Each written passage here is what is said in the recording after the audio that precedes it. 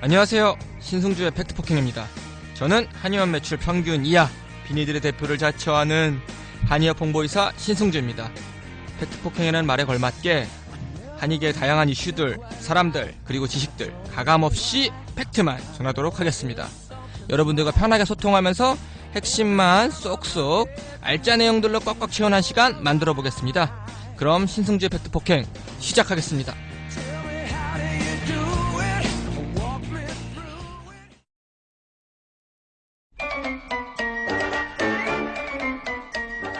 첫 코너는요, 2주간의 한의계 아저씨를 알아보는 시간입니다. 한의신문의 2주치를 살펴보며 우리 한의계에 무슨 일이 있었나 보려고 하는데, 여러분들은 잘 모르는 분이시지만 한의신문 민보영 기자가 앞으로 한의계 이슈를 소개해 드릴 겁니다. 인사하시죠. 안녕하세요, 민 기자님. 네, 안녕하세요. 한의신문 민보영 기자입니다. 네, 모르시는 분들 잘 많을 것 같은데 소개 한번 해주시죠. 네, 안녕하세요. 저는 한의신문에서 국제학술, 교육, 홍보 이렇게 맡고 있고요. 가장 크게는 귀여움을 맡고 있습니다. 네? 잠시만요. 귀여움이요? 네, 귀여움. 지금 얼굴 귀여움. 안 보이는 방송이라고 너무 막 던지시는 것 같은데. 사실 회원분들이 저를 뵐 기회가 생각보다 없더라고요. 그래서 말씀드려봤고, 아무튼 저는 이제 이 코너에서 2주간의 한의계 소식을 소개하고 이제 궁금한 점에 대해서도 같이 얘기 나눠보는 시간을 이제 그런 일을 맡게 됐습니다. 열심히 하겠습니다. 네, 귀엽다는 표현이 여러분들 어떤 의미인지 아시죠? 예쁘다는 게 아니고 귀엽다라는 의미고요. 네, 아무튼 오늘 이슈 먼저 한번 보시죠. 어떤 일들이 있었나요? 네. 2주 동안에도 이것저것 일들이 많았어요. 먼저 한의계 관련 법안 2개가 발의됐고요. 정부 정책 쪽에서는 한의대 입학 정원 축소했다는 입법 예고가 있었고, 또 하나는 출산 관련해서 이제 하나가 아니죠, 2개인데 우리 한의계에 영향이 있을 만한 정책 2개, 그리고 한의 표준화 정책 관련한 거 살펴볼 거고요. 마지막으로 중의학 시장 현황 이렇게 5개 정도를 꼽아봤습니다. 내용들 꽤 많네요. 하나하나 좀 살펴보죠. 한의계 관련 법안부터 얘기하죠. 뭔가요? 네. 첫 번째는 평생교육법 개정안인데요. 침이나 뜸처럼 국민 생명이나 안전에 영향 미치는 분야는 평생교육 교과과정에 못 넣게 하는 내용이 있습니다. 요거. 이거 결국에는 문제가 됐던 게 그거잖아요. 작년에 한창 논란돼가지고 구당이 우리 애들 막 뜸사랑 가르쳐가지고 네네. 그 내용 맞나요? 네, 맞아요. 그래서 침구사 한 명이 평생교육원에 침뜸 교육과정 설치해달라고 했다가 안 돼서 법원에 소송을 걸었는데, 대법원이랑 고등법원도 설치해도 된다고 해서 말이 많았었잖아요.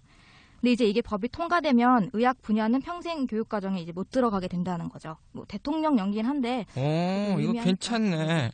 어쨌든 소송으로 해서 계속적으로 태클이 들어왔는데, 그거를 우리는 이제 입법 과정을 통해서 막아낸 거잖아요. 네. 괜찮네. 페널티도 있어요? 있죠. 이게 평생교육원 시설의 인가나 등록을 교육부 장관이나 교육감이 취소할 수 있고요. 그 교육 과정이나 교육원 운영을 폐쇄할 수도 있고요. 그래서 발의돼서 본회의 통과되고 시행되면 김남수 씨의 뜸사랑도 그 절차를 밟게 되지 않나 싶습니다. 상당히 의미 있습니다. 우리가 돌팔이 못 때려잡아서 항상 고민인데, 결국에는 소송까지 해서 자기네들 이겨먹고. 그렇죠. 근데 그 부분들을 입법을 통해서 막는 개정안이 일단 발의가 됐고. 네, 그렇습니다. 아직 이제 본회의 통과를 못해서 문제인데, 본회의만 통과되면은 그렇죠. 그런 뜸사랑들 네. 싸그리 잡을 수 있는 그렇습니다. 그런 것들. 상당히 기분 좋은 소식이에요. 네, 그렇습니다. 네, 그럼 두 번째 법안은 뭔가요? 두 번째는 신설되는 병원급 의료기관 종류에 재활병원을 신설하고 여기 한의사가 포함되는 법안인데, 이제 이게 의료법에 담겨 있어서 의료법을 개정하는 법안이에요. 잠깐만요. 그러면은 재활병원을 만드는데 한의사가 원래는 포함이 안 돼 있었다? 예. 그러니까 이게 원래 지난해 양승조 의원이 재활병원 신설하는 법안을 발의했어요. 당시에 전문위원이나 국회의원도 이렇게 다 한의사가 참여하는 거에 동의를 하는 분위기였는데, 이제 새누리당 한 의원이 이제 끝까지 반대를 하는 바람에. 새누리당 한 의원. 네. 지금은 이제 새누리당 아니죠. 바른으로 가신 박인숙 맞죠? 네, 그렇습니다. 네, 박인숙 의원으로 알고 있는데. 그분께서 이제 반대를 하셔가지고 법안 심의가 아예 보류됐었죠. 진짜 이분 국회의원이기 때문에 제가 함부로 말하진 못하겠지만 네. 너무 의사편이에요. 한의사도 의료인인데 당연히 거기 들어가야죠. 안 그래요? 당연하죠. 근데 이제 박 의원이 당시에 했던 말이 급성기와 아급성은 한의사에게 가면 안 된다. 종합병원 한방과에서 하면 되는데 한 의사가 굳이 급성기 재활병원까지 가는 건 아닌 것 같다. 이런 논리를 폈다고 하는데 억지 같은 느낌을 지울 수가 없습니다. 어쨌든 잘 풀려서 다시 한의사가 포함된 법안이 됐고요. 네. 그리고 제가 지금 확인해본 바로는 원래는 재활병원 만들어달라고 외치던 의협이 이제는 한의사 들어간다니까 또 반대하고 있는 아이러니로 지금 자가당착에 빠져서 약간 보는 맛도 꼬시고요. 네, 지금 약간 그런 상태인 걸로 제가 알고 있습니다. 맞습니다. 네. 네. 다음 이슈로 넘어가 볼게요. 한의대 정원 축소 문제. 이거는 이제 복지부가 아니라 교육부죠. 네, 맞아요. 교육부입니다. 네. 교육부에서 한의대 모집의 정원을 이제 하향 조정하겠다는 건데 맞나요? 네네. 지난해 12월에 교육부가 관련 내용을 입법 예고해서 중앙회가 전 회원 대상으로 의견 묻는 설문조사를 했어요. 입학 정원이 한의 인력 배출이랑도 관련이 있는데 이제 이 인력 배출이 적당하다고 보는지 물어보는 거죠. 그랬더니 10명 중에 9분의 회원분들이 한의대 입학 정원을 줄여야 한다고 보고 계셨어요. 10명 중에 9명 거의 다 찬성한다고 보면 되네요. 그렇죠. 94.2%였으니까 거의 뭐 그러면 뭐 거의 뭐 압도적이라고 봅니다. 네, 이유가 네. 뭔가요? 이제 절반 이상 분들의 회원분들이 한의 의료 서비스가 포화 상태고 공급 과잉이라고 보고 계시더라고요. 그래서 아무래도 의료 환경이 한의 인력을 못 따라주는 게 있으니까 그런 게 아닌가 싶습니다. 그래서 그 한국보건사회연구원에서 2015년에 내놓은 자료에도 보면 한의 의료 인력이 현행의 한의대 정원을 유지하면 2030년에 한의 의료 인력이 1,776명 공급 과잉될 거라고 했거든요. 네? 1776명이 네. 과잉이라고요? 네네. 아, 진짜. 그러니까 이게 저도 이제 연구 결과 본 적이 있는데 네네. 결과를 보면 치과 의사랑 한의사는 남고 의사는 모자라요. 맞아요. 맞습니다. 네. 네. 근데 진짜 한의사 거의 2,000명 가까이 남는다는 건 진짜 큰 문제인 거죠. 지금도 계속 이런 식으로 진행이 되고 있는 거고요. 네. 여러분, 한의사의 권리가 땅에 떨어진 것도 맞지만 우리가 먹고 살기 힘든 거는 너무 많아서요. 네. 한의사 숫자가 너무 많아. 네네. 교육부 빨리 좀 줄여줘. 제가 설문조사를 다 이제 취합해가지고 읽어봤는데 어떤 회원분들은 이제 한의원 수가 편의점 수보다 많다고 하시면서 되게 자주 섞인 의견까지 주셨더라고요. 그래서 그런 면에서 한의대 정원 감소는 긍정적인 면이 있지 않나 싶고 오늘이 20일인데 이제 다음 주인 24일에는 중앙에서 공청회도 한다니까 많이들 관심 가져주셨으면 좋겠습니다. 네, 오늘 살짝 의견 보고 왔는데 이제 평일 낮에에서 참여를 하라는 거냐 말라는 거냐 말씀해 주셔가지고 근데 이게 약간 그런 부분들은 있어요. 제가 이제 좀 얘기 드리자면 교육부에서 갑자기 쪼았어요. 그래가지고 좀 급하게 일정을 잡은 것도 있었고 그리고 설 연휴가 좀 겹쳐 있는 부분들도 좀 있었고요. 그리고 이거는 사실 어디까지나 1차적인 공청회 자리이고 추가적으로 필요한 부분들 만약에 또 이게 이제 각 입장을 들어보는 자리인데 한의계의 95% 이상 되는 의견들 뭔가 반하는 다른 의견들이 나온다면 그때는 정말 우리 여론을 확실히 좀 더 모을 수 있는 다른 행위들은 저희가 진행을 아마 할 예정이니까 그런 부분들은 너무 걱정 안 하셔도 될 것 같습니다. 네, 그렇습니다. 자, 다음 이슈는 출산 관련한 문제로 우리 쪽이랑 좀 관련 있는 일들이 있죠. 네, 그렇습니다. 먼저 난임 치료부터 볼게요. 그 난임 치료 먼저 보면은 이게 좀 핫하긴 해요. 그 얼마 전에 부산시에서 한인 난임 치료 사업 지원하는 조례가 통과됐고요. 경기도도 도 차원에서는 처음으로 예산 편성 받아서 사업 구체화시키고 있고요. 지자체 차원에서 많이들 하고 있네요. 안 그래도 이제 전북 익산시랑 부산시는 데이터가 좀 나와 있는 편인데 2016년 기준으로 이제 익산시 한의사회는 30%, 부산시 한의사회는 2015년 기준 21.5% 정도로 이제 임신 성공률이 보고가 되고 있고요. 그래서 전에 양방 쪽 산부인과 의사를 인터뷰할 기회가 있었는데 난임 치료는 20%만 정도만 돼도 꽤 성공적인 수준이라고 하더라고요. 그렇죠. 난임 사업이라는 것 자체가 물론 난임의 기준을 어디서 잡느냐부터 사실은 이제 문제가 되긴 하는데 기본적으로 20%만 넘으면은 엄청 성공이에요. 그렇기 때문에 시험관 시술에도 한 방에 다 되는 게 아니거든요. 맞아요. 네. 한약 치료 같은 경우는 실제로 이제 한방 치료한테 굉장히 유의미하게 이제 그런 데이터들을 쌓아만 가면은 효과를 낼 수가 있는데 그런 근거 구축만 좀 잘 될 수 있는 바탕 안에서 이런 실제 사업도 좀 진행이 되면 좋겠다. 이런 생각이 조금 듭니다. 네, 그렇습니다. 네. 그러면 이제 출산 관련한 다른 얘기 해보죠. 임산부의 진료 비용이 절반으로 감소했다. 네, 그렇습니다. 그 이번 달 1일부터 임신부 분들은 한방병의원에 방문할 때 본인 부담률이 현행에서 20%포인트 일괄적으로 인하됩니다.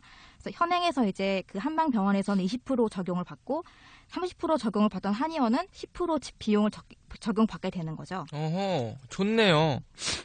본인 부담률이 원래는 정률제로 했을 때 한방병원은 40, 일반의원 30인데 이게 각각 20%씩 떨어져서 20%, 10%로 떨어진다. 네. 그러면 본부금 줄면 뭐 그만큼 청구금에서 보전을 해주는 거고. 네, 맞습니다. 어허, 굉장히 좋은 어쨌든 임신부를 좀 챙겨주려는 나라의 네, 의지가 그렇죠. 보이네요. 네.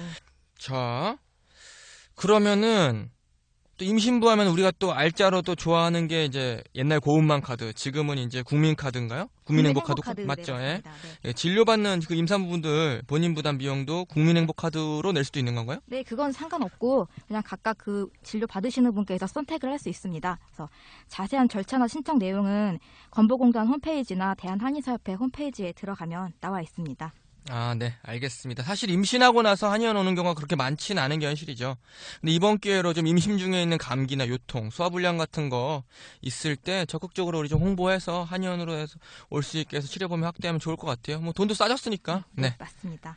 네, 좋습니다. 다음으로는 복지부의 2017년 한의학 정책 방향을 알 수 있는 순서죠. 네, 맞습니다. 이제 복지부가 이번 달 초에 정부 부처 공동 업무 계획을 보고했는데요.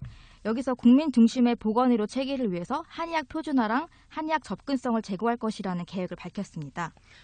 한의학 표준화와 접근성이라. 네, 여기에 대해서 말은 그럴싸한데 어떻게 한다는 거죠? 일단 한의학 표준화는 그 임상에서 약간 다르게 적용되고 있는 치료 방식에 대해서 이제 일정한 표준을 만들고 이제 그에 대해서 한의학을 제도권 내에 포함시키려고 하는 행위나 사업 전체를 말합니다. 그래서 이번에 발표한 한의표준 임상진료 지침이나 추나요법 건강보험 급여화 시범사업, 한의학 공공인프라 구축사업, 한양방 협진 활성화 시범사업이나 한의학 선도기술개발 사업이 다 여기에 포함됩니다. 야, 뭐 사업 엄청 많네요. 맞습니다. 네. 자, 간단하게 얘기해보면 먼저 한의 표준 임상진료 지침, 네. 그다음 추나요법 시범사업, 그리고 공공인프라 구축사업, 그다음 협진 활성화 시범사업, 한의학 선도기술개발사업. 뭐 사업이 엄청 많은데 어쨌든 복지부는 한의학을 제도권으로 들어놓을 생각이 확실히 있는 것 같네요. 맞습니다. 사실 제도권으로 들어간다는 게 좋게 말하면 이제 나라의 보호 안에 있는 거지만 그렇죠. 어떤 면에서는 이제 그동안 가지고 있던 자유로운 권리들 중 일부가 제한될 수도 있는 것이 사실이고요. 다음에 기회가 되면 이 부분 좀 자세히 살펴보고요.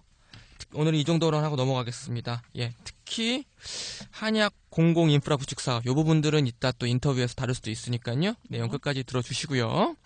네, 마지막으로는 중의학 동향 알아보는 시간입니다. 뜬금없이 갑자기 웬 중의학이냐 하실 텐데 한의신문에서는 지금 몇 주째 계속 중의학 동향을 싣고 있죠? 네, 그렇습니다. 이제 4개월 뒤에 심내혈관 질환에 대한 법률이 시행되는데 아직까지는 여기에 대해서 한의계 참여가 불투명한 상태라고 합니다. 네, 그렇다고 이제 심내혈관 질환에 대한 한의 치료의 효과가 떨어지는 것도 아니어서 이 법안에 한의계 참여가 꼭 필요하다고 보고 있는 거죠. 그래서 심내혈관 질환 치료에 한의 치료 효과가 높으니까 우리도 중국처럼 심내혈관 치료를 위해서 한의계를 참여시키자. 그런 취지에서 중의학 기획을 하게 된 걸로 알고 있습니다. 한의신문에서 이제 어쨌든 이런 부분들 네. 중풍 쪽에 간단하게 말하면 중풍 쪽에 한의학의 효과 있으니까 중의학처럼 우리도 좀 들어가자. 네, 이런 뉘앙스로 이제 한의신문에서 싣고 있다. 네네. 자, 그럼 중국 얘기 좀 해보죠. 중국 네. 투자 규모는 어느 정도길래요? 지난해 기준으로 이제 중의학 관리국에서 이런 걸 관리하는데 2016년도 예상 총액이 우리나라 돈으로 1조 4,520억 원 정도입니다. 이제 중의학 관리국이랑 이제 우리나라 한의학 정책관실이랑 비교를 해볼 수 있는데 이제 여기 예산이 229억인 거에 비하면 약 63배 정도라고 할 수 있습니다. 1조 4,520원. 야, 엄청납니다. 우리나라 한의학 정책관실에서는 229억 쓰는데, 사이즈가 다르죠. 실제로 이제 다르죠? 네, 다릅니다. 예, 네. 정책적으로도 이제 중국은 엄청 밀어주는데, 그런 지원들이 우리나라랑 어떻게 다른가요? 그러니까 우리나라로 치면 한의학 정책관실이 중국의 중의학 관리국인데요. 이게 우리나라의 식약처처럼 차관급으로 운영되면서 중의학에만 집중적으로 맡고 있어요. 그래서 자체적으로 사업을 계획하고 중의사 파견이랑 정염병 대응 등의 집행 자체를 독립적으로 집행하는 등의 권한이 있을 정도로 실제로 이제 막강한 권한 행사하고 있습니다. 그래서 광동에 한국인 메르스 환자가 들어왔을 때가 있었는데 중국 양의사는 양의사대로 대처 처방을 마련하고 중의학 관리국장은 별도의 팀을 구성해서 중의학으로 대처하라는 명령을 했을 정도로 굉장히 좀 권한이 있는 편이라고 할 수 있습니다. 정부 관계자들, 이거 들으실 일은 없는 거 알고 있지만, 그래도 혹시 들으신다면, 한의학을 국가기관 산하로 밀어준다라는 것은 중국처럼 이렇게 하는 거예요. 한의학과 양의학을 확실히 구분해서 그렇게 진행을 해야지만 한의학도 좀 발전할 수 있는 가능성이 생기는 거지, 계속 한 틀에서 묶고 지지고 볶고 하니까 뭔가 개발할 수 있는 부분도 자꾸 막히고 당연히 얻어가는 권리도 계속 제한되고 이런 것들 발생되고 있지 않나? 라고 개인적인 생각을 해봅니다. 네. 맞습니다. 제가 준비한 이슈는 여기까지입니다. 예, 아무래도 1월이다 보니까 뭔가 이제 파이팅 넘치게 새롭게 시작한다, 뭐 사업이 한다, 뭐 이런 얘기들 많이 나온 것 같네요. 그런 부분들 올 한 해 좀 잘 이루어져서 좋은 결과물들이라든지 좀 방향성들 가지고 진행이 됐으면 좋겠다는 생각이 듭니다. 예, 민 기자님 어쨌든 오늘 처음이셨는데 네. 다음번에도 이런 이슈들 가지고 오셔서 다음에 이런저런 얘기 저랑 나누시죠. 네. 맞습니다. 네, 한의계 이슈를 듣는 이케아 시간 오늘 여기까지 듣겠습니다. 민 기자님 감사합니다. 감사합니다.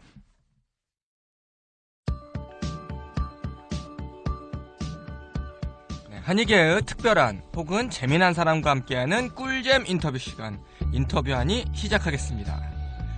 네, 첫 회 게스트로 누구를 모셔야 될까 엄청 고민했었는데요. 때마침 한의계의 주요 이슈가 있었죠. 바로 안전성, 유효성 사업입니다. 때마침 한의계의 이 주요 이슈, 이 사업에 대해서 설명해 주실 적임자를 찾았습니다.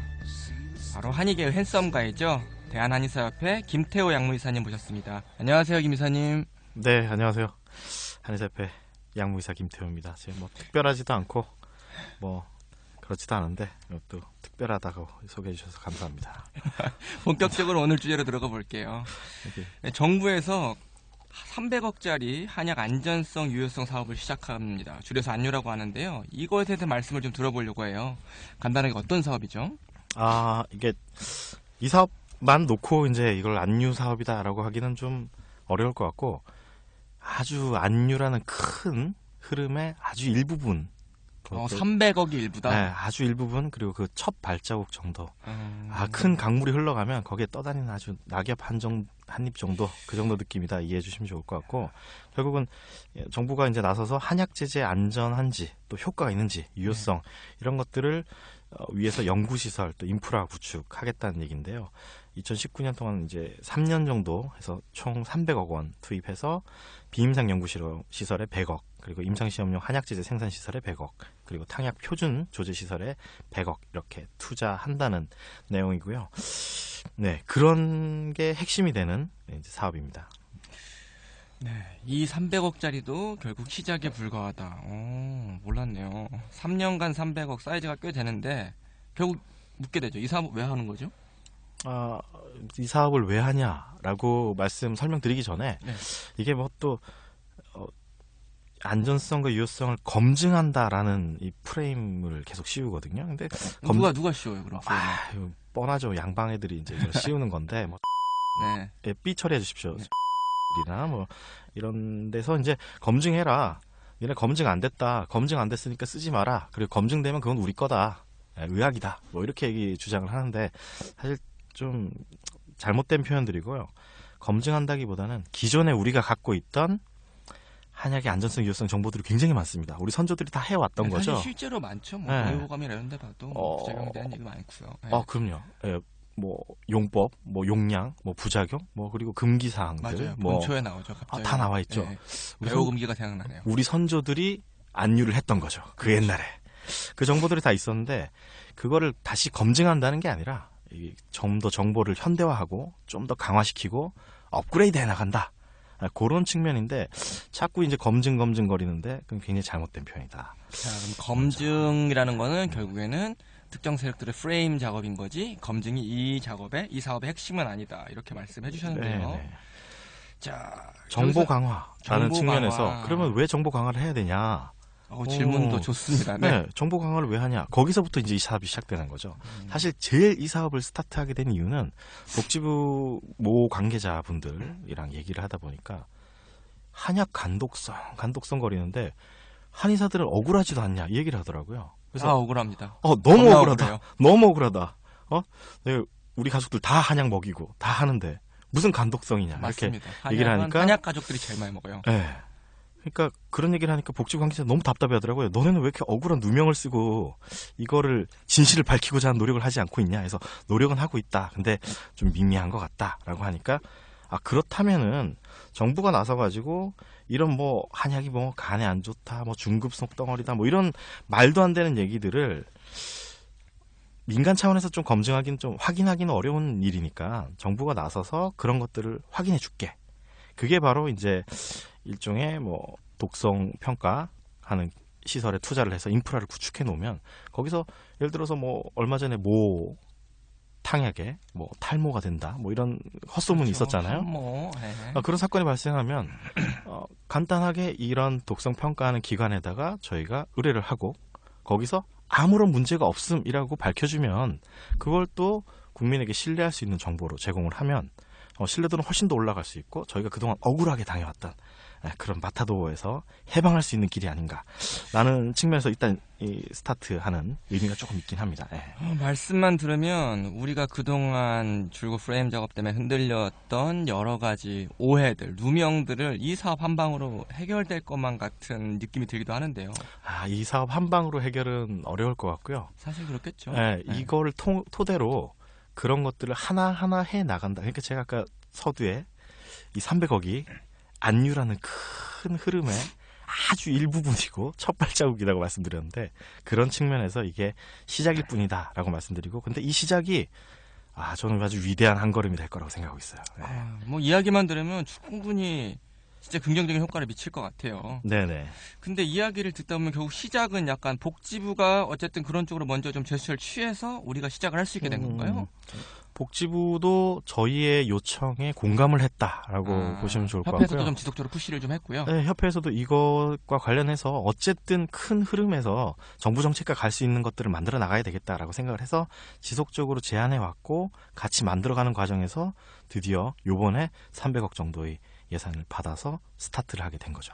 예. 사실 이미 이 검증 얘기 나와서 말하는데 우리 이미 한의원들 안유하고 있죠. 한약재 GMP가 핫했었죠. 다 이제 한약재 같은 경우는 GMP에서 관리된 약재들 우리가 받아 쓰고 있는 것들도 일종의 큰 틀에서는 안유라고 볼 수 있겠죠. 네, 기본적으로 국가의 관리 감독 하에서 약재를 신뢰받게 공급받겠다. 그리고 그걸 국가가 식약처가 인증하겠다라고 스타트가 되는 거니까 굉장히 좋다고 생각해요. 기본적으로 아주 좋은 겁니다. 중국속 얘기도 많이 좀 줄어가고요. 네네. 그래서 핵심 소비자의 신뢰를 얻기 위해서 이제 나라 돈으로 안유가 시작되고 나라 돈으로 한의학이 검증되기 시작했다. 이거 여러모로 이득인 것 같은데 네네. 이 사업 내용들 크게 세 가지였는데 조금 더 구체적으로 살펴보죠. 먼저 한의학 비임상 연구시설 이거 어떤 내용인가요? 비임상 연구시설은 이제 안유의 핵심이 비임상과 임상입니다. 그래서 비임상이라는 건 이제 주로 독성 평가 같은 것들을 해주는 곳인데요. 저희가 볼 때는 뭐 당연한 얘기들입니다. 뭐 뻔한 연구 같은 것들인데 사실은 연구를 하는 의미는 환자분들 또 그리고 일반 국민들이 이 사실을 좀 더 알게 하는 그런 거에 의미가 있는 거고 주로 이제 얼마나 안전하냐 이걸 확인한다는 게 초점이 있고요. 그리고 기본적으로 이런 독성 평가들이 잘 구축이 돼 있으면 독성 데이터베이스가 구축이 될 것이고 그렇게 되면은 일종의 이런 게 생깁니다. 어디에 무슨 약재가 좋다더라 라고 했을 때 저희가 독성 자료를 쭉 충분히 갖고 있으면 그거는 얼마 이상 먹었을 때 일반적으로 독성이 발생하고 위험성이 있습니다 라고 해서 반드시 전문가인 한의사의 진단하에 용량을 도주를 조절하셔야 됩니다. 투약 용량을 조절하셔야 됩니다 라고 얘기할 수 있는 소위 근거가 생기는 거죠. 그러니까 이제 독성이 어느 용량을 얼마 정도 복용해야 되는 내용까지 들어가게 되기 때문에 조금 더 전문가의 어떤 권위가 그리고 전문가의 어떤 권리들이 좀 보장될 수 있는 시스템을 만들어 간다는 네, 기본적으로 그런 자료들이 반드시 필요한 것이죠. 네. 네. 근데 이제 한약에 별로 독이 없잖아요. 장기간 복용한다든지 또는 또 과량 복용한다든지 하면 독성이 있는 것들도 많이 있죠. 이제 그런 것들을 충분히 뭐 단일 약재들도 평가를 할 것이고요. 뿐만 아니라 아까 말씀드렸던 그 탕전해서 하나의 또 처방이 나왔을 때 전탕했을 때의 독성 이런 것들도 평가할 수 있습니다. 그래서 얼마나 안전하냐라는 것들 평가할 수도 있고 예를 들어서 일정 성분의 독성 소위 말하는 얼마 이상 복용했을 때 독성이 발생할 수 있지만 전문가의 처방하에서는 안전하게 복용할 수 있다랄지 아니면 가이드라인 예를 들어서 마왕에서 어느 체중에서 어디까지 복용했을 때 안전하다랄지 뭐 이런 가이드라인들도 설정해 줄 수 있는 것이고요. 마왕 좋죠. 다양한 것들을 사실 이 인프라를 통해서 확인하고 또 그 데이터를 구축해 나갈 수가 있습니다. 그래서 사실 이 인프라만 구축한다고 그런 것들이 막 어느 날 갑자기 뿅 하고 나타나는 건 아니고요. 인프라를 구축해 놓고 저희가 그 인프라를 충분히 활용해서 그런 것들을 연구하고 데이터를 축적해 나갈 때 의미가 있을 겁니다. 이게. 네, 첫 번째 핵심은 잘 짚어본 것 같고요. 두 번째로 이제 임상시험 한약재재 생산시설. 요거 뭘까요? 요거는 이제 소위 임상시험을 하려면 임상시험용 한약, 임상시험용 약이 생산이 돼야 됩니다. 그건 이제 식약처에서 승인을 받고요. 임상시험용 약으로. 그걸 통해서 임상시험을 하게 되는데, 사실은 임상시험용으로 한약제제를 생산한다는 건 사실은 굉장히 좀 힘든 일이었습니다. 그동안. 왜냐하면 이게 양을 굉장히 많이 찍어내야 되고, 그걸 또 소진해야 되고, 그리고 그걸 퀄리티를, 소위 말하는 QC를 맞춰야 되고, 퀄리티를 일정하게 누가 봐도 다 똑같은 한약제제다라고 할 수 있을 만큼 퀄리티를 유지를 해야 되고, 뭐 다양한 것들이 필요했었는데, 이제 그러다 보니까 비용이 많이 들게 되고, 그래서 비용 때문에라도 임상시험용 약을 생산하기도 어렵고, 그러다 보니까 한약제제는 특히 임상시험을 하기가 굉장히 어려웠던 것도 사실이거든요. 이번 인프라 구축을 통해 가지고 여기서 임상시험용 한약제제를 생산할 수 있게 되는 거죠. 임상시험용 그러니까 한약제제가 우리가 간단하게 말하면 양약시험할 때 말하는 플라시보 말씀하시는 거죠? 아니요, 플라시보가 아니라 원약. 원약. 임상시험용 약을 만들 수 있게 되고, 그리고 이제 결국 그걸 통해 가지고 정부가 바라고 또 이제 산업계에서 바라는 것들은 그런 것들이 임상시험을 통해서 유효성이 확인되고 나면 수출하겠다, 해외로 나가보겠다. 국내 시장이 굉장히 협소하고 여기서 여기서 생산성을 얻기는 좀 힘든 상황이니까 실제로 어렵죠. 해외로 나가겠다라는 측면에서 이걸 시작하는 거고. 참고로 말씀드리면 한약제제 시장이 1년에 총 400억 정도 돼요. 400억이면 300억 정도죠. 300억. 저희 개당 한의원당 한 20만 원은 200만 원 쓰나요? 그 정도 되네요, 지금. 제재 시장이 보험 시장이 아주 협소합니다. 그런데 이제 한국에서는 답이 없으니까 수출까지 하겠다. 네네네. 근데 한의사들은 우리는 이미 공포감이 하나 있어요. 네. 어떤 공포냐면 한약을 제재를 바꾼다? 네. 그러면 우리나라에서 계속 뭐 했어요? 양약이라는 이름으로 둔갑대 팔렸죠. 천연무 신약이 그랬고요. 네, 이런 네. 위험성 회원들이 다 가질 수밖에 없을 것 같은데. 가장 큰 우려죠. 이거 잘 개발해 놨더니 이거 뭐 양방에서 다 뺏어 쓰네. 그러니까 이놈의 양방 스틸은 가져가네. 이놈의 시네추라 네, 그렇게 되는 거에 상당히 우려를 많이 갖고 계셨던 것도 사실이고 저도 충분히 알고 있죠. 그래서 일단 좀 정리해서 말씀드리면 천연물 신약 부분으로 이제 소위 출시되던 애들은 천연물 신약 고시가 삭제되면서 그쪽 트랙은 개발이 막혀 있는 상태예요. 그러면 그대로 해서 나머지 다 우리 거가 되는 거냐? 소위 개발하면 우리 거냐? 그건 좀 아니고요. 아직 생약제제라는 트랙이 남아 있습니다. 그래서 그 트랙이 남아 있어서 계속 그쪽으로 갈 우려가 있는데 지금 현재 우리가 지금 이렇게 개발해서 연구해가지고 한약제제를 좀 소위 임상을 거친 한약제제를 만들게 되면 우리 쪽으로 가져올 수 있는 근거는 뭐냐? 일단 보험 등재라는 트랙을 지금 정부와 함께 이야기하고 있고요. 보험 등재는 양방 쪽 보험 등재가 사실상 조금 어려워지고 있는 쪽으로. 그게 이제 천연물 신약이 네. 막히면서 전문의약품은 못 만드니까. 네, 그쵸? 그쪽으로 조금 네. 어려워지고 있는 상태이기 때문에 저희 쪽으로 보험을 끌어오는 트랙을 정부 쪽이랑 얘기하고 있고요. 그거 말고도 이건 식약처랑 조금 이야기하고 있는 부분인데 다양한 방법으로 한약 제제를 좀 더 발전시키는 것들을 같이 논의하고 있습니다. 발전해요. 네. 56정 보험량 이거 뭐 언제까지? 네, 그놈의 좀, 궁화탕. 네. 그래서 그런 부분들이 조금 하나씩 풀리면서 이제 인프라가 깔리면서 그런 것들도 장기적으로 하나씩 풀려가는 어쨌든 정책이라는 게 큰 흐름이 있고 거기에 이제 하나하나 다 달라붙어서 하나의 흐름이 속에서 방향이 딱 정해지는 거거든요. 근데 요 인프라 구축은 큰 흐름 중에 아주 일부 그 이외에는 아까 이사님께서 말씀하신 다양한 이걸 제도를 우리 쪽으로 갖고 오는 트랙을 신설하는 부분 또 보험에 적용시키는 부분 또 한의사들이 어떻게 하면 또 편하게 잘 쓸 수 있을지 부분 이런 부분들이 좀 다 묶여가지고 한약제제 발전 그리고 우리도 양질 한약제 쓸 수 있는 그런 환경을 만드는 그런 방향이 가지 않나. 좀 말을 좀 중원부원한 것 같은데 하여튼 그렇습니다. 예. 네, 간단히 정리를 하면 한약 제제를 잘 만들면 잘 풀리면 네. 천연물 신약을 한의사가 쓸 수도 있는 것 이라고 볼 수도 있겠죠? 천연물 신약으로 뺏기던 걸 다시 우리 품으로. 그렇죠. 예. 신발언을 우리 손 안에. 예, 그런 쪽으로 가는 방법을 가져가고 있다. 이 질문까지 드려야 되나? 어쨌든 근데 이렇게 해서 조금 더 발전되기 시작하면 결국 나오는 게 그 사람들이 걱정하는 게 이제 의약분업 얘기가 슬쩍 나와요. 그 부분까지 걱정하는 건 좀 너무 앞선 생각일까요? 아니면은 이 인프라 구축을 했다고 의약분업 얘기가 나오면 갑자기 한 10단계 이상을 뛰어넘으시는 그렇죠? 얘기가 되는 거고요. 그 얘기는 네. 사실은 간단하게 당장 그렇게 될 일은 없다 정도로 정리를 하고 하지만 네. 위험성은 있다 없다? 인프라 구축과 의학 분업은 별개다 이렇게 말씀드렸습니다. 정도로. 별개다. 알겠습니다. 그렇게 정리해 보겠습니다. 네네. 자, 그리고 이제 실제로 마지막인데 어떤 의미에서 제일 핫해요. 회원들도 제일 관심 많고 탕약 표준 조제 시설입니다. 네네네. 요거 말 많죠. 네네네. 그러니까 결국은 정부 입장에서도 이 첩약을 좀 표준화하고 싶다라는 생각을 좀 갖고 있어요. 뭐 첩약이라고 해야 될까, 탕약이라고 해야 될까 표현을 좀 다양하게 지금 하고 있는데. 그러니까 실제로 제가 본 보도자료에서 보면은 복지부에서는 원칙적으로 한약도 안유 검증 후에 GMP 시설에서 생산하도록 점진적으로 유도한다. 네네네. 이런 얘기가 나온단 말이에요. 네네네네. 자, 그러면 한약 표준화합니까?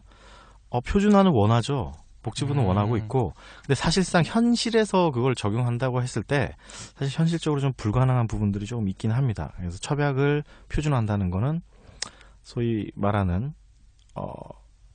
공통된 기준에서 똑같은 균질된 누가 어디에서나 이 약과 이 약은 똑같다고 할 만한 것들이 기준이 설정돼야 되고 기준에 맞춰서 똑같은 약이 나와야 되는데 사실은 뭐 A라는 한의원에서 쓰는 감초와 B라는 한의원에서 쓰는 감초가 뭐 똑같은 감초입니다만 품종도 좀 다르고 좀 생산하는 국가도 좀 다르고 소위 수입하는 국가도 좀 다르고 이렇다 보니까 이걸 균질하게 맞추기가 굉장히 쉽지 않은 얘기가 됩니다. 그래서 하고 싶은데 좀 어려운 부분들이 있고 그래서 복지부에서도 결국 이거를 좀 일정한 가이드라인 정도를 제시를 해보겠다라는 식으로 생각을 하고 있는 것이고요. 그리고 결국 이걸 그 표준 탕제 시설을 만드는 이유 자체가 저희가 이제 표준 임상 진료 지침 사업을 하고 있지 않습니까? 그렇죠. 네, 표준 임상 진료 지침 사업에서 이제 결국은 거기선 임상 시험을 해야 됩니다. 이게 권고를 하려면 특정한 질환에 특정한 어떤 진단 프로토콜을 따라서 진단했을 약 때 써봤더니 좋더라. 이 약을 쓰니까 효과적이더라라는 거를 권고하려면 거기에 대한 근거가 붙어야 됩니다. 근거를 위해서 이제 임상을 해야 되는데 이게 한약이 임상을 할 수가 없게 돼 있어요. 왜냐하면 임상시험용 약이 안 되기 때문이죠. 그렇죠. 애매하죠. 네, 다 다르니까 그러다 보니까 정부에서 이제 식약처와 복지부가 굉장히 긴밀하게 협의를 통해 가지고 한 게 일단 연구자 임상이라도 할 수 있게 하자라고 해서 연구자 임상을 원활하게 스타트를 하기 위해서라도 이 표준 탕전이 필요한 거예요. 그러니까 표준 탕전실에서 나온 탕전은 소위 GMP 시설을 갖춘 탕전실에서 나온 거니까 이건 임상시험용 약으로 봐줄 수 있겠다. 라는 게 식약처 생각인 거고 복지부에서도 이런 정도 인프라를 구축해서 거기에서 임상시험도 도와주고 해서 표준 임상진료지침 사업을 완료하겠다라는 생각을 갖고 있는 거죠. 표준 진료 지침과 맞물려서 약간 돌아가는 부분이 네네네네. 개인적으로 생각해도 이게 GMP 시설 제가 알기로 원화탕전 시설 들어가려면은 수십억 단위 이상 들어가는 건데 네네네. 이거를 뭐 당장 한다? 제가 볼 땐 불가능하다는 생각을 했어요. 저도 막연하게. 네네네. 그리고 두 번째 들었던 생각은 그래 실제로 좀 어느 정도의 표준화된 부분들이 있으면 좋겠다. 약탕기에 따라 다리는 시간 다르고 네네. 그리고 약제마다 다르고 우리는 시간들 다르고 네네. 거기에 대해서 지침도 묘하게 조금씩 다르고 심지어 주소상반 뭐 이런 얘기들도 네네네. 가끔 종종 나오죠. 우리끼리 얘기할 때 당시선 다녔더니 술 마시 나서 취한다 뭐 이런 네네, 얘기 나오는데 맞아요. 그런 부분들 좀 이렇게 가이드라인 어느 정도 잡히면 좋다고 생각하는데 그럼 요 사업 통해서 어느 정도의 그런 가이드라인 확보가 좀 된다고 볼 수 있을까요? 장기적으로는 가능할 것 같은데 뭐 지금 당장 인프라 구축했다고 그런 것들이 어느 날 가이드가 딱 나와서 뭐 그런 다 논문 딱 정리되고 나와주면 그냥 그러진 않을 것 같고요. 조금 시간이 걸릴 좀 겁니다. 어려울 것 인프라 같고. 구축에만 3년이 걸릴 거고 음. 구축한 이후에 또 굉장히 많은 시간 동안 저희가 연구하고 해서 일정한 가이드도 제시를 해야 될 것이고 또 우려하는 부분들이 그런 부분들이 있다고 제가 들어보니까 뭐 어쨌든 뭐 이런 게 무서워서 하지 말자고 하는 건 제 개인적으로도 안유가 주는 장점과 단점의 무게를 재봤을 때 안유를 가지고 통해서 어떤 한약의 이미지 제고, 한약 제재의 어떤 발전들 이런 걸 생각하면 네네. 구더기 무서워 장못 담그는 그런 부분이라고 생각할 수도 있다는 생각이 들긴 해요. 네네네. 네. 아주 장점이 많죠. 그래서 근데 다만 무조건 장밋빛으로 이걸 볼 거냐? 그게 아니다. 인프라에 이만큼 투자가 되니 우리가 앞으로 이걸 진짜 장밋빛이 되게 굉장히 많은 관심을 가지고 열심히 이 사업이 성공할 수 있게 끊임없는 노력을 해 나가야 될 것이다. 라고. 무슨 노력을요? 다양한 노력을 해야죠. 관심도 가져야 될 것이고 연구 그런 것들에 대한 관심, 그리고 이 시설이 그냥 인프라만 구축되면 땡 하는 게 아니기 때문에 인프라 구축 이후에 실제로 이것이 사업과 연결이 될 수 있도록 뭐 표준 지침 사업도 같이 관심 가지고 진행해야 될 거고요. 진료 지침. 네, 그리고 뭐 독성 평가 같은 것들도 저희가 다양하게 독성들을 의뢰하고 또 기관에서 수탁받아서 할 수 있는 그런 시스템들을 갖춰 나가야 될 것이고요. 뭐 그런 거는 회원들이 뭐 나 개인과는 별 상관없는 큰 일이니까라고 생각할 수 있는데 가장 가까이서 할 수 있는 게 있습니다. 관심을 가지는 일. 지침, 표준 지침 사업, 설문조사 이런 것들을 날라왔을 때 하나하나 꼼꼼하게 체크해서 주는 거. 거기서 사실 이 관심의 시작이 될 수 있다. 그렇죠. 설문조사 이거 뭐 말씀드립니다. 잠깐이지만 협회엔 큰 힘이 됩니다. 그거는 사실이에요. 부정할 수 없는 사실입니다. 네, 엄청난 큰 힘이 됩니다. 도와주세요. 네. 네, 자, 이 문제는 이제 어쨌든 종합적으로 얘기하면 부작용을 모른 채 쓰는 한약의 현실에서 부작용을 알고 고지하면 한약은 사실 더욱 안전해질 수 있는 부분들이 있죠. 그리고 이제 부작용이 있으니 전문가의 진단이 필요하다는 점을 강조하면 개인적으로 또 생각을 해보면 식약 공용이 축소될 수밖에 없고 지금 판치는 건기식들도 좀 커트할 수 있는 안전 근거도 좀 마련되는 거고요. 네네네. 그래서 굉장히 우리의 좀 전문성이 부각될 수 있는 좋은 부분이라고 생각을 해요. 네.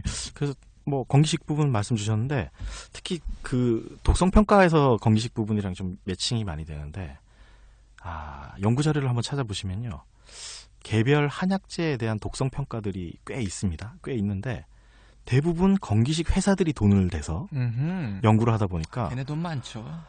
이 연구 결과들이 얼마 이상 먹으면 위험하다라는 식의 결론을 맺는 것이 아니라 얼마까지는 괜찮으니까 이건 괜찮아라고 결론을 내립니다. 물론 똑같은 결과더라도 얼마 이상은 위험하다고 결론을 맺는 것과 얼마까지는 괜찮으니까 이 약은 안전해.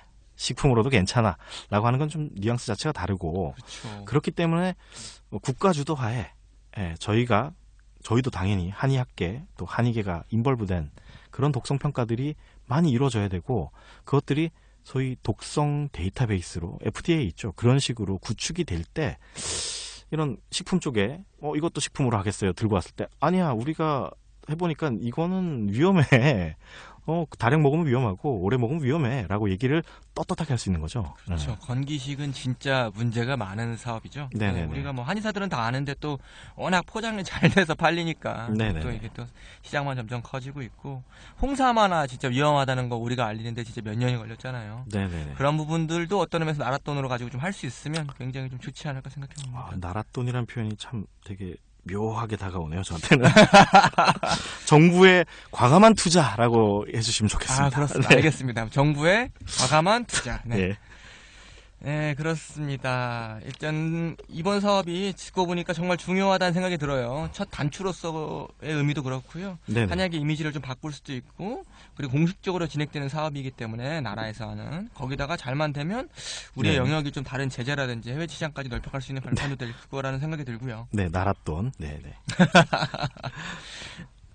예, 이 사업에 대해서 좀 이야기해봤는데 혹시 마지막으로 좀 하시고 싶은 말씀 있으시면 편하게 한번 해보시겠어요? 이제 각종 우려를 많이 주시는데 저희가 그 우려들은 굉장히 열심히 모니터링합니다. 그리고 잘 듣고 있고요. 그런 것들을 그냥 괜찮아요라고 얘기하는 게 절대 아닙니다. 그러니까 제기해 주신 우려들은 다 저희가 분석하고 또 모니터링 한 번 더 하고 거기에 대한 시뮬레이션도 한번 해보고 혹시 이렇게 흘러갈 수 있지 않을까 이 사업이 그런 걱정들에 대한 것들을 한 번 더 돌이켜보는 방향이 되니까 많은 지적들, 많은 관심들 계속 주시면 더 좋을 것 같고요. 그리고 이 안유 사업 자체가 소위 말하는 우려도 있지만 장점들도 굉장히 많은 사업이기 때문에 또 국가에서 정책적으로 하는 사업이고 그래서 이걸 어떻게 하면 잘 성공해서 한의사들에게 잘 좋은 사업이 될까 거기에 좀 더 초점을 맞춰서 고민해 주시면 좋겠고 정말로 열심히 제가 양무의사로 있는 한은 열심히 끝까지 해보겠습니다. 뭐 결과가 당장 나오진 않고요. 말씀드린 대로 3년 인프라 구축에만 300억 들어가는 거니까 네, 보고서를 슬쩍 보면 건물 짓는 데만 1년 걸려요. 네. 1년간은 아무것도 안 하고 건물만 짓습니다. 참고로. 그래서 많은 우려와 지적 그리고 또 격려와 관심의 시작은 먼데 있는 게 아닙니다. 표준 지침에 설문도 많이 참석해 주시고 협회에서 나가는 각종 설문들 잠깐 5분 들여서 해주시면 한 3년 뒤에 갑자기 정책이 딱 바뀌어 있으면 여러분이 설문해 주신 결과가 3년 뒤에 한익의 큰 변화로 반영됩니다. 아, 네, 알겠습니다. 실제로 최근에 가장 핫한 뉴스였던 안전성, 유효성 사업에 대해서 여러분들 궁금해하실 것 같아서 일부러 김태호 이사님 모셔봤어요. 여러분들 어떻게 궁금증들 좀 해결됐는지 모르겠네요.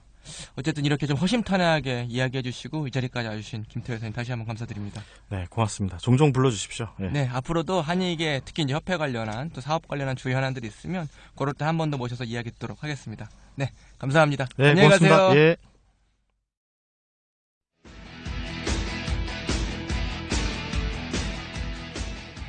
일부 사람들은 한의학에 대해서 그렇게 얘기합니다. 근거가 있습니까? 근거가 뭐예요?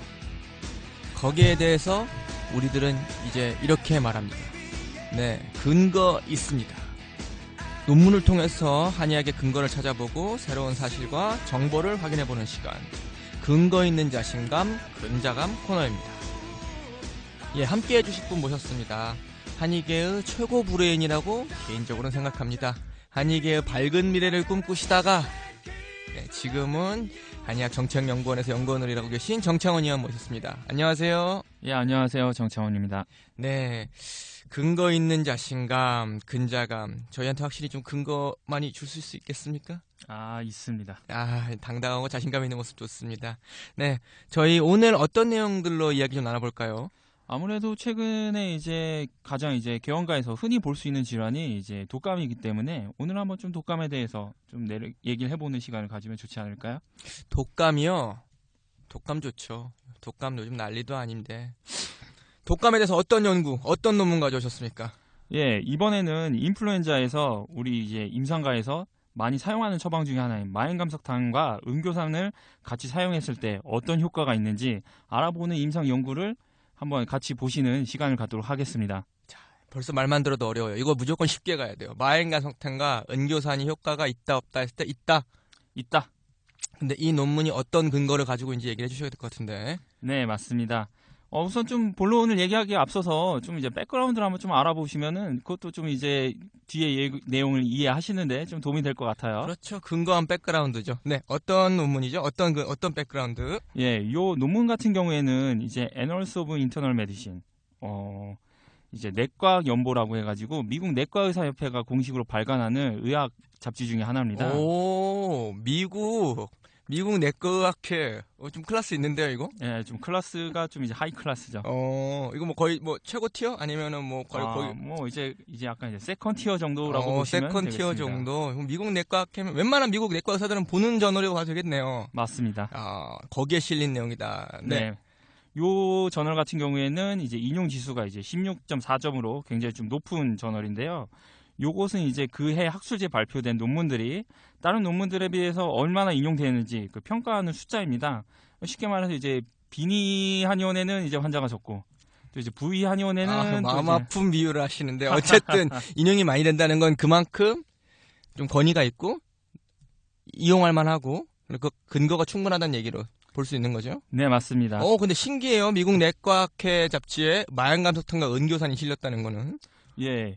특히 또 이제 이 저널을 이 논문을 작성하신 분은 이제 중국의 이제 서우드 의과대학이라는 이제 한양방 협진 병원에서 이제 근무하시는 분이신데 이 왕첸이라는 분이십니다. 왕 선생님의 업적이 바로 이 논문이다. 예, 그렇죠. 저 간단하게 정리할게요. 일단 미국 내과학회에 실린 중국의 1600병상 규모의 병원에서 일하고 있는 의사가 또 중의사가 올린 논문의 내용이다. 맞습니다. 뭐 이 정도면 우리가 근거는 당당하게 얘기해도 돼요. 어디 가서 의사들이 못 가불죠. 뭐죠? 뭐 의사들 뭐 얼마나 뭐 내과학회 학회지에 올리겠어 자기네들 논문도. 예, 중국에서도 실제로 이제 정부 차원에서도 이 연구를 중의학 연구가 세계로 가는 과정에서의 중대한 사건이다 이렇게 표현할 정도로 상당히 좀 이제 임팩트가 있는 그런 연구라고 보시면 되겠습니다. 역시 중국은 뭐 우리가 아까도 언급했지만 중의학 산업 엄청 때려붓고 있죠. 그런 결과물에 또 연장선상으로도 보이기도 하고요. 네, 알겠습니다. 그럼 이제 간단하게 내용 들어가 보죠. 어떤 내용인가요? 네, 요 연구는 이제 410명의 이제 환자를 대상으로 한 이제 무작위 대조 시험입니다.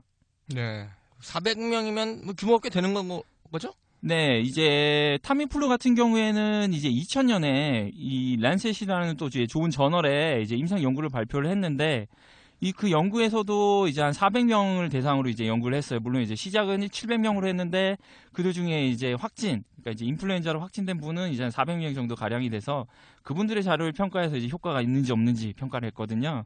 우리 연구도 이제 400명은 이분들은 처음부터 혈액 검사를 통해서 이 인플루엔자로 확진이 된 분, 그분들을 대상으로 연구를 했습니다. 400명이면 뭐 사실 제가 그냥 막연히 생각해도 뭐 삼상 규모로는 충분히 규모 있는 그런 규모로 보여집니다. 네네. 네. 그렇게 해서 어떤 연구를 진행하죠? 네, 이제 이 연구는 이제 무작위 대주 시험으로서 이제 다기관, 그러니까 이제 여러 개의 병원에서 환자를 모집해서 이 환자들을 이제 치료군, 그러니까 이제 한약을 준 군, 아니면 또 이제 타미플루를 준 군, 아니면 한약하고 타미플루를 같이 준 군, 또 이제 가만히 둔 군, 이분들을 이제 서로 이제 무작위로 섞어서 배분을 해서 이분들에게 치료를 했을 때 이 치료에 따라서 어떤 이제 경과가 나왔는지 이제 그걸 확인하기 위한 임상 시험입니다. 각 100명씩 아무것도 안 한 애들. 한약만 준 사람, 타미플루만 준 사람, 한약 타미플루 같이 준 사람. 네. 네. 그리고요. 네, 이분들을 대상으로 해서 일주일 정도 이제 경과를 관찰해서 이분들의 증상 개선이나 뭐 이제 열이 얼마나 빨리 떨어졌는지, 바이러스의 활성이 얼마나 감소했는지, 이분들이 의약품을 어떻게 이제 더 추가적으로 필요를 했었는지 아닌지, 아니면 또 이제 이분들에서 부작용은 어땠는지, 이제 그런 이제 효과와 안전성을 모두 평가한 연구라고 보시면 되겠습니다. 안전성과 효과를 평가한 연구다. 네, 그럼 이제는 저희가 자세한 내용들을 들어볼 필요는 없고요. 그거가 너무 귀찮고 이런 좋은 논문 나왔으면 결과 어떻게 되나요? 네, 이 결과는 또 상당히 이제 모두들 임상에서 느끼고 계신 바와 같이 이 가만히 두신 분들보다는 이제 의약품을 드신 분들이 이제 열이 빨리 떨어졌습니다. 이제 시간만 보면은 이 가만히 둔 분들 같은 경우에는 이제 26시간이 지나야 이제 열이 떨어진 데 반해서 이제 타미플루를 드신 분들께서는 이제 20시간 정도, 그런데 이제 마행감석탄 음료산을 드신 분들은 16시간, 또 이제 한약하고 양약을 같이 또 병용하신 분들은 15시간 만에 열이 빨리 떨어지시는 이제 그런 경과를 보였습니다.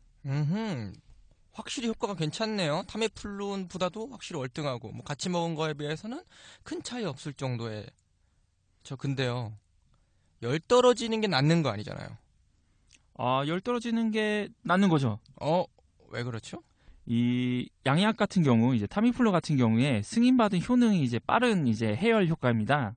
이제 그럴 정도로 이제 독감에서도 이제 가장 큰 이제 증상의 변화는 이제 열이 얼마나 빨리 떨어졌느냐. 열이 빨리 떨어져야 회복도 빠르고 일상생활로 복귀도 빠르겠죠.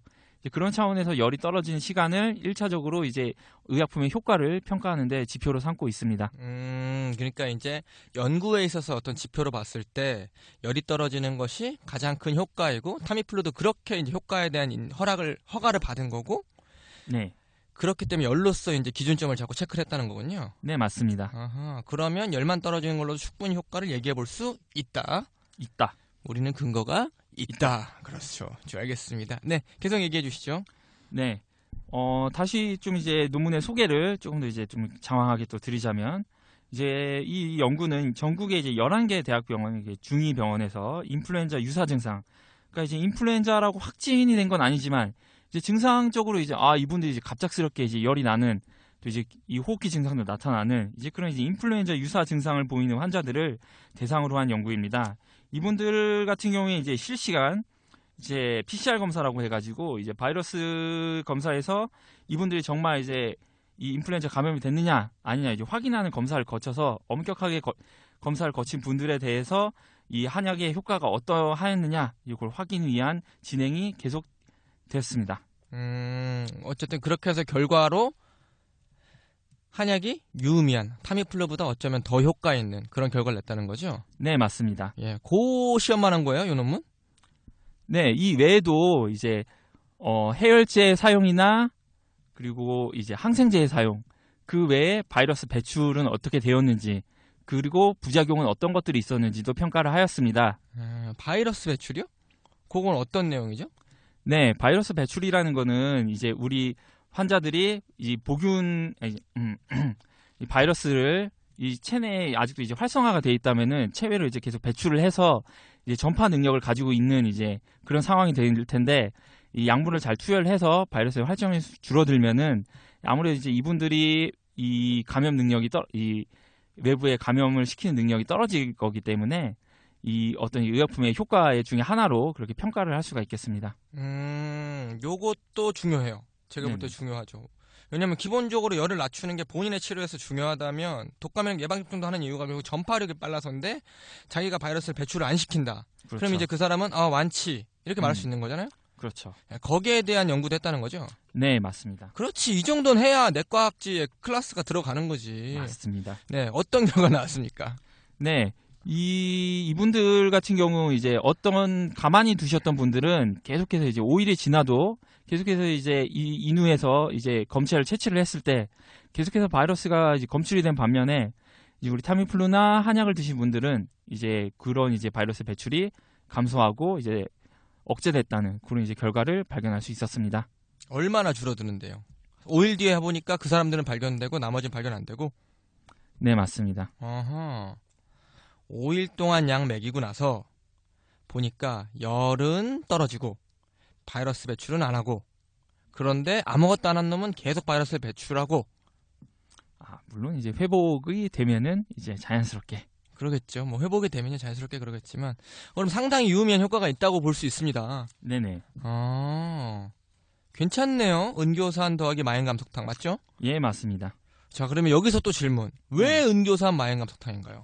네, 이 처방은 이제 또 이제 우리 2003년에 이제 사스 사태까지 이제 거슬러 올라갑니다. 이 중국에서는 또 이제 특이한 전통이 있어가지고 이 사스가 굉장히 유행했던 시절에 이 나이든 이제 중의사분들 몇 분이 유서를 쓰고 이제 사스가 유행하던 그 지역으로 이제 들어가셔서 직접 또 진료를 했는 이제 좀 그런 기억이 있습니다. 야, 중국 사람들 대륙의 기상이 엄청난데요. 예. 유서 쓰고, 야, 네, 맞습니다. 자, 네, 그래서요. 예, 이분들 중에 이제 또 이제 경험이 많으신 분들끼리 이제 전문가 합의를 해서 특히 이제 유행성 이제 독감, 이제 중국에서 유행성 독감이라고 하더라고요. 인플루엔자를. 유행성 독감에서 초기의 증상을 이제 폐열증이라고 보고, 폐열증과 함께 이제 또 우리 온병학에서 또 이제 위분증에 속한다고 봤기 때문에 이제 두 가지 처방, 그러니까 상안에서 마행감석탕과 또 이제 이 온병에서 은교산, 이 두 가지를 이제 표증에 그리고 또 이제 위분증에 이제 올바르게 사용할 수 있어서 이 상당히 이제 의학적으로 의미가 있다. 그렇게 이제 전문가 합의를 거쳐서 이 처방을 합방을 해서 새로운 조성으로 이렇게 이 환자들에게 투여하는 이제 그러한 이제 연구가 이제 많이 진행이 돼서 이번에 2011년에 이 논문을 나오게 된 이유도 이제 그러한 이제 이 임상적인 이제 경험에서 그리고 또 이제 전문가의 연구를 통해서 이 처방이 이 선정이 되었습니다. 야, 이거 약간 멋있네요. 자기 목숨 내놓고 내려가서 이렇게 한 처방에서 마행감석탕 더하기 은교산. 네, 어쨌든 저는 뭐 사람들마다 뭐 변증해야 한다, 뭐 사람마다 몸이 다르기 때문에 쓰는 처방이 달라야 한다라고 말하는데, 저는 뭐 어쨌든 근거로서 얘기할 때는 충분히 이렇게 단일 처방을 쓰는 거면 나쁘지 않다고 생각해요. 네, 또 이제 사실은 아까 말씀드렸지만 이제 이 그런 이제 노중이들이나 네. 아니면 또 이제 이 같이 또 협력했던 이제 서양 의사들도 있어요. 네, 이분들이 이제 여러 가지 이제 이론들을 검토를 하고 해서 또 신약을 또 개발한 게 있습니다. 2004년에. 약도 개발했다고요? 예. 네. 이제 연화청원 교낭이라는 약이 있는데 그건 이제 일반 이제 한약을 이제 제형화한 이제 약인데 요 약이 마행감석탕 은교산입니다. 아하, 그렇게 약도 개발했다 중국에서는. 네. 하지만 한국에서는 개발하면 아니다가 쓸 수 있을까요? 쓸 수 있어야죠. 그렇죠. 그렇게 돼야만 합니다. 네. 하여튼 뭐 논문에 대해서 쭉 다뤄봤는데요. 상당히 괜찮은 것 같아요. 일단 주변에 독감 있는 사람들이 있으면, 환자분들이 독감 때문에 걸려서 오면, 확진받아서 온다면 얘기해 주는 거죠. 타미플루 먹지 말고 한약 드세요. 한약 다려놓고 요거 딱 5일만 드시면 낫습니다 라고 말할 수 있는 거 아니에요. 그렇죠. 잠시만요. 이거 얼마나 나아? 치료율은 얼마나 되는 거예요? 다 나아요? 항상 이제 의료에서 100%는 없다. 당연하죠. 그건 말이 안 되는 거고. 네네. 얼마나 유의미한지, 그거 타미플루에 비해서 또 얼마나 유의미한지 이런 거 좀 설명해 주세요. 예, 일반적으로는 타미플루에 비해서는 한 8시간에서 반나절 정도 이제 열이 더 네. 빨리 떨어진다. 그렇게는 일단 확실히 말씀드릴 수 있겠습니다. 타미플루보다는 확실히 효과가 있다. 알겠습니다. 임상한의원에서 특히 이제 환자 많이 보시는 분들은 가끔가다 독감 환자들도 올 텐데 또는 가족 중에서도 한약 먹이가 어려운 애기들, 양약 먹이기가 어려운 애기들, 지금 정정하겠습니다. 양약 먹이기 어려운 애기들 독감 걸려서 고생하실 때 이렇게 한약들, 특히 은교산 같은 경우는 뭐 소아한약에도 많이 쓰이는 처방이니까 거기에 망원감석당 가하셔가지고 이렇게 써보시는 것들 독감에 상당히 유의미하지 않을까 생각이 됩니다. 제가 깜빡할 뻔했네요. 근데 이 독감은 A형, B형 다 다르잖아요. 네, 맞습니다. 이 논문에 다룬 독감 뭐예요? 올해도 적용이 되냐, 이게 중요한 거지. 지금 당연히 됩니다. 아직은 B형이 유행하고 있지 않으며 B형에 있어서도 이제 한약이 효과적이라는 그런 연구들도 있기 때문에 아직은 이제 임상적으로는 조금 더 확인을 해봐야 되지만 일단은 마행감석탑 은교산 자체가 이 일반적인 이제 감기 증상도 같이 개선하기 때문에 꼭 독감이 아니더라도 유의미하게 이 감기 증상도 개선하고 인플루엔자 유사 증상도 개선하고 심지어는 독감도 개선하는 그런 효과가 있습니다. 네, 알겠습니다. 뭐 다 되는 게 사실 좋긴 한데 제가 이제 이 코너를 하는 이유 자체가 이제 근거에 딱 중심해서 자신감 있게 뭔가 진료를 할 수 있고 1차 현장에서도 또 이제 근거 없는 폄하에 대해서 당당하게 대처하자는 의미이기 때문에 제가 한번 설명을 한번 여쭤봤어요. 여러분들 이 논문 자체도 그러니까 신종플루에 관한 건기때였기 때문에 A형 독감에도 적용을 할 수 있다. 그리고 거기에 대해서도 똑같이 유의미한 효과를 낼 수 있기 때문에 그런 부분에 대해서는 근거를 가지고 사용할 수 있다 말씀드릴 수 있겠습니다. 맞죠? 네, 있습니다. 네, 알겠습니다. 네, 오늘 요렇게 타미플루와 또 마행감수탕과 은교산의 효과 비교를 한 논문을 미국 내과학회지에 실려있는 꽤나 근거를 갖춘 논문을 가지고 독감에 대한 효과를 이야기해 봤어요. 네, 여러분도 어떻게 조금 근거에 대한 자신감이 좀 생기셨는지 모르겠네요. 앞으로도 이러한 좋은 소식들로 또 그리고 이렇게 확실한 근거를 가지고 한의학의 효과들, 한의학의 대런 소식들을 전할 수 있게 노력하도록 하겠습니다. 네, 저 역시 다음 주엔 어떤 거 할지 슬쩍 맛배기로 이 좀 갱년기 관련해서 좀 이런저런 소식들이 좀 들리고 있어요. 갱년기 하면 요즘에는 홍삼인가요? 뭐 홍삼이 아니라 뭐 건강기능식품도 그렇고 또 이제 한약도 그렇고 이제 뭔가 좀 새로운 소식들이 좀 있는 것 같아요. 네. 갱년기와 관련된 건기식, 한약, 그리고 기타 새로운 소식들. 그것에 대한 근거를 가지고 다음 주에, 다다음 주에, 다음 기회에 뵙는 걸로 하죠.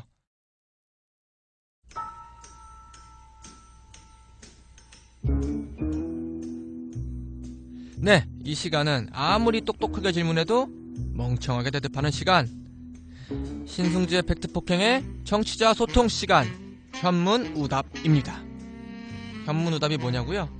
말 그대로 쉽게 생각하시면 Q&A 코너라고 생각하시면 됩니다. 사연을 주셔도 되고요, 질문을 주셔도 되고요, 청취 소감을 주셔도 됩니다. 여러분들과 편하게 소통할 수 있는 그런 코너로 마련하고 있고요. 그럼 이제 그거를 진행해 보고 싶은데 할 수가 없어요. 왜? 저 테니까! 그래서 간단하게 코너 소개만 합니다. 정말로 하고 싶었던 이야기 또는 업장이나 진료실에서 생기는 사소한 에피소드나 사연들 또는 인터뷰 요청도 좋습니다. 내가 인터뷰 나가보고 싶어요. 아니면 이런 사람들 불러주세요. 그리고 협회에 대한 이야기, 그리고 우리 팟캐스트가 이렇게 됐으면 좋겠다라고 하는 의견까지 전부 다 가리지 않고 막 받습니다. 왜? 팟캐스트는 피드백을 먹고 사니까요. 참여 방법 알려드릴게요. 이 유튜브 저희 올라오신 거 보고 계시던데 그 하단 보시면은 댓글 달릴 수 있는 공간이 있어요. 유튜브 로그인 하신 다음에 댓글 주시면 저희가 꼭 찾아서 열심히 읽어보겠습니다. 혹여 댓글로 남기는 게 조금 부담되시는 분들은 저희가 또 하단에 이메일 주소 남겨놓을 테니까 그쪽으로 메일 보내주시면 저희가 그 메일로도 이 내용들 받도록 하겠습니다. 저희가 이제 뭐 얼마나 댓글이 달릴지 메일이 올지 모르겠지만 혹시라도 많아서 전부 다루진 못하더라도 재미있어 보이거나 의미 있는 내용들에 대해서는 꼭 다루고 넘어가도록 할 테니까요. 여러분들 많은 참여 부탁드립니다.